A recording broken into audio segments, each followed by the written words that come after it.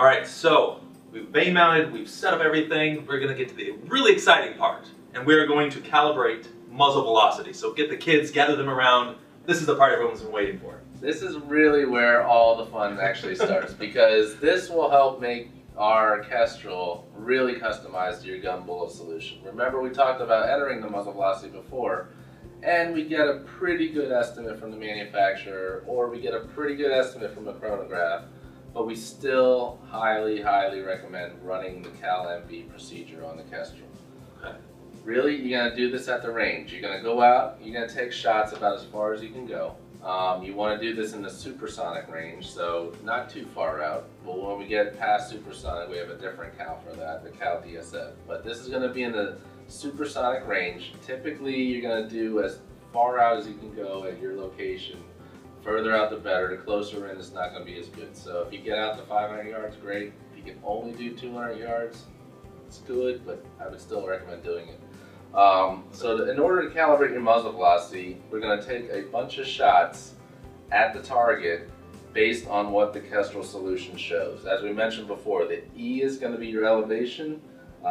It's going to be in your units of choice if you have MOAs, if you had it in mils, if you had it in SMOA. You're going to take those shots. Now, you're going to cluster them and you're going to see how they did on the target. Well, you notice that they dropped a little more or not as much as the Kestrel said. Now we're going to go into gun, go to MV, hit the center button, and go to Cal MV. What you'll notice is there's a Cal MV suggested range to calibrate this at. Again, if you can't get out that far, bring it in as far as you can go at your location. And you'll see that there's a predicted drop. So how much the Kestrel thought it should drop. But you saw it drop a little less or a little more. You're going to adjust that number to what actually happened in the field. Once you adjust that number, you're going to hit the exit button, which is the gear button, and it'll say accept MV Cal. It'll have a new number, which is what it backwards calculated based on your results that you saw. We're going to hit the select button to say yes. And you'll notice that the MV has now changed on your solution.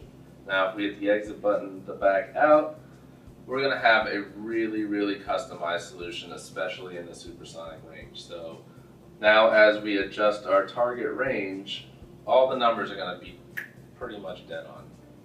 And the next thing we want to do is calibrate this a little further out if we can.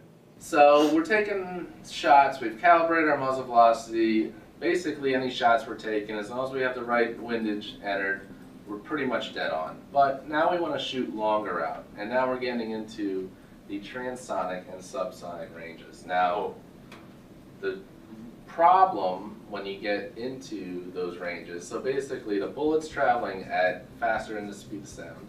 Okay. At some point it's going to slow down until it's not faster than the speed of sound, and it creates a small sonic boom. Okay. That creates some sort of effect on the bullet that isn't necessarily as predictable as it was in the supersonic range. So that's why we want to calibrate it even further out. Typically this will occur past 1,000 yards. It depends really on the bullet and the gun you're using. If you're shooting it a lot faster, it's going to take a lot longer to reach that speed or slow down to that speed. Okay. So what we do in these instances is we have a Cal DSF option. Now Cal DSF is drop scale factor.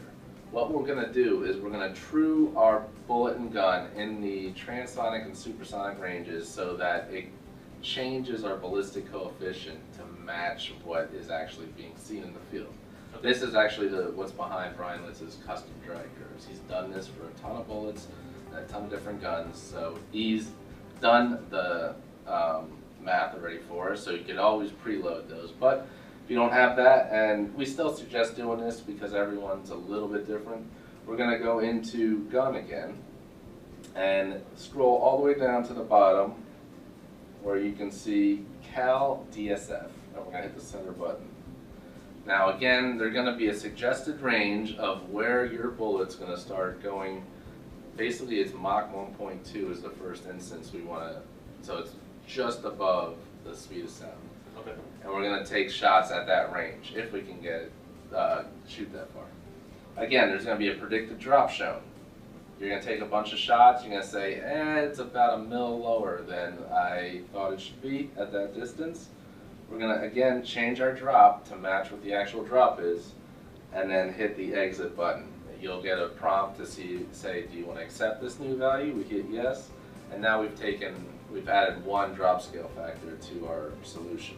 So now we're even getting more and more customized at that long range. The next thing we could do is go a little bit further out. Really, it would be good to get it at 0.8 Mach, so it's actually slowed down and had that sonic boom effect. Okay. Take a bunch more shots, a good group of shots, get the average drop that you see, enter that in, and we could do this up to 6 times. Now, you want to start at the shorter range and move out, because if you take a real long shot and then you put a DSF value that's shorter, it's going to invalidate that longer one. So always go from shorter to longer. Okay.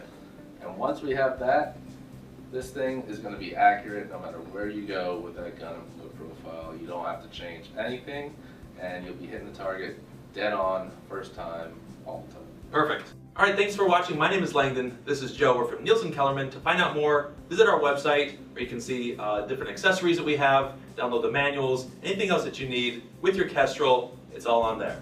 Thanks for watching.